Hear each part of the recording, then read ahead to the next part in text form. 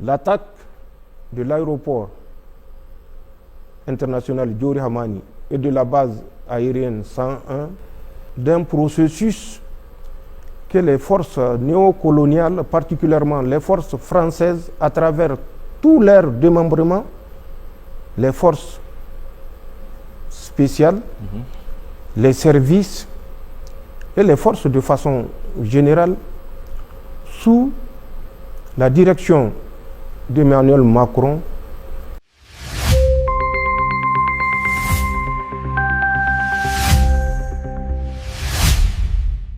Le Sahel est-il devenu le terrain de jeu de puissances obscures? Entre ingérence étrangère et agenda caché, le Niger et l'Alliance des États du Sahel, AES, dénoncent une vaste entreprise de déstabilisation. Aujourd'hui, nous plongeons au cœur des révélations explosives du général Abdourahmane Tiani. Attaques sponsorisées, mercenariat et guerre de l'ombre. Voici la face cachée du combat pour la souveraineté. Bienvenue dans ce dossier spécial. Le Bénin, c'est la même situation. Ils ont dit qu'ils ont des instructeurs au Bénin. Il n'y a pas de force. Même Macron qui est sorti pour dire qu'il y a des forces spéciales là, il a menti.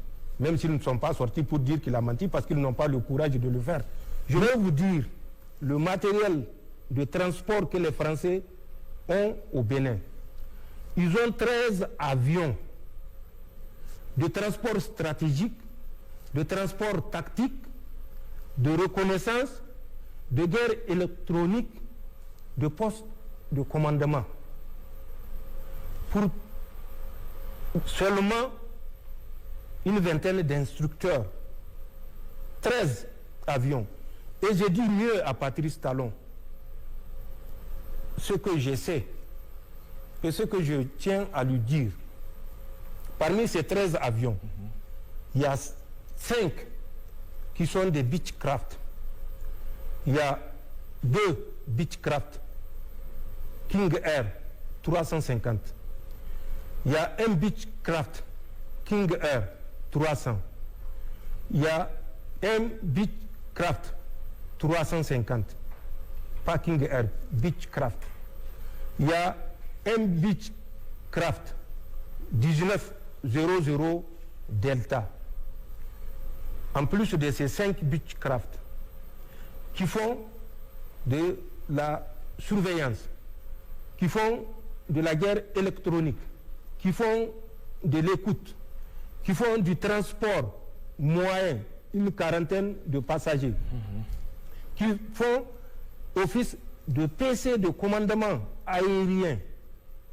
Ils ont 3 A330. 3 A330 qui sont des avions de transport stratégique, dont un A330 Mike Romeo Tango Tango Phoenix.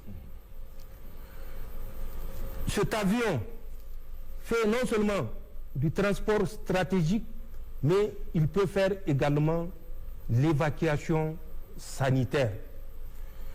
En plus de ces A330 qui sont 3, dont j'ai dit un Mike Tango Tango Phoenix, ils ont 2 C-130, dont un C-130 Juliette. Ce C-130 Juliette, il fait du largage, il fait du transport tactique, il fait des posées d'assaut. Le deuxième C-130, il fait du transport tactique, il fait les posées d'assaut. Ils ont des types d'avions de reconnaissance qu'on appelle des avions légers de reconnaissance, ALSR. Ils ont 2 ALSR Bravo Echo 300. Ensuite, ils ont un avion qu'on appelle le CN ou CASA. Nos pays amis ont des CASA. Le Mali a un CASA, le Burkina a un CASA. C'est des avions qui font du transport, mais également qui font des missions de transport de troupes. Donc, comment est-ce qu'on peut me convaincre que 13 avions que je viens de décrire, qui sont à trous, ils ne sont pas parqués en permanence, ils font des va-et-vient, ils font du transport à trous. Un aéroport qui est aux coordonnées 10 degrés, 18 minutes, 0,7 secondes, nord, et 1 degré, 56 minutes, 36 secondes, est. C'est l'aéroport de Trou.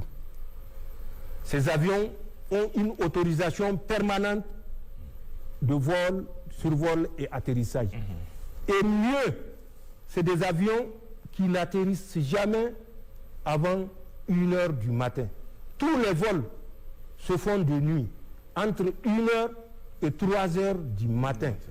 Qu'on me dise que c'est pour aider le Bénin à former. Non, nous, pour les montants, je reviens à Patrice Talon.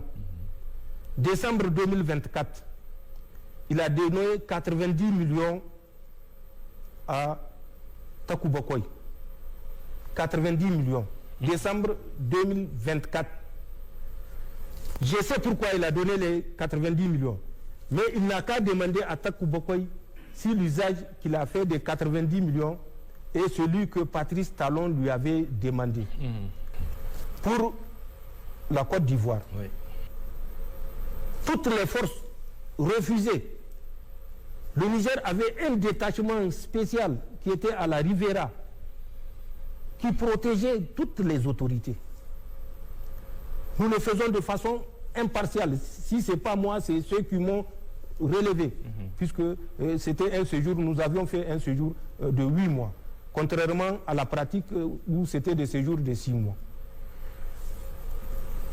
C'est des Nigériens qui l'ont sécurisé. Et moi, voilà ce que j'ai fait. Mais je sais ce que lui, il est en train de faire présentement pour nuire au Niger. Je vais lui rappeler des dates. Du 6 au 7 et 8 août 2024 à l'hôtel Golf. 6, 7, 8 août 2024 à l'hôtel Golf. Du 8 à une ville qu'on appelle Jacquesville, je crois, qui est non loin d'Abidjan. Du 28 au octobre au 27 novembre au 43e Bima. Je donne des dates. Il vérifie ce qui s'est passé pendant ces périodes que je suis en train de citer. Juillet 2025 à Korogo, 4e région. Mai, juin, jusqu'à la date d'aujourd'hui, au camp, l'ancien camp du 3e bataillon de Bouaké.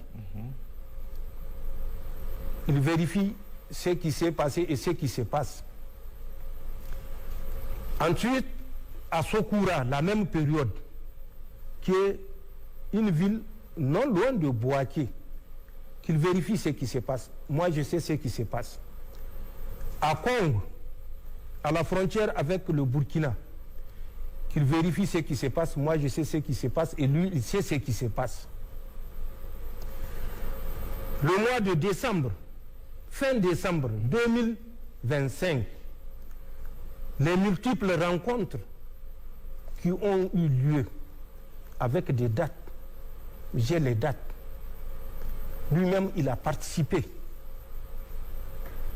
Qu'il réponde en âme et conscience à toutes ces dates-là et quel était l'objectif de toutes les rencontres.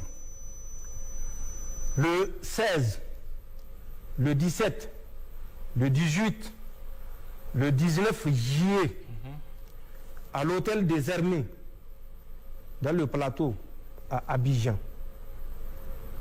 avec une rencontre spéciale entre 3 pays,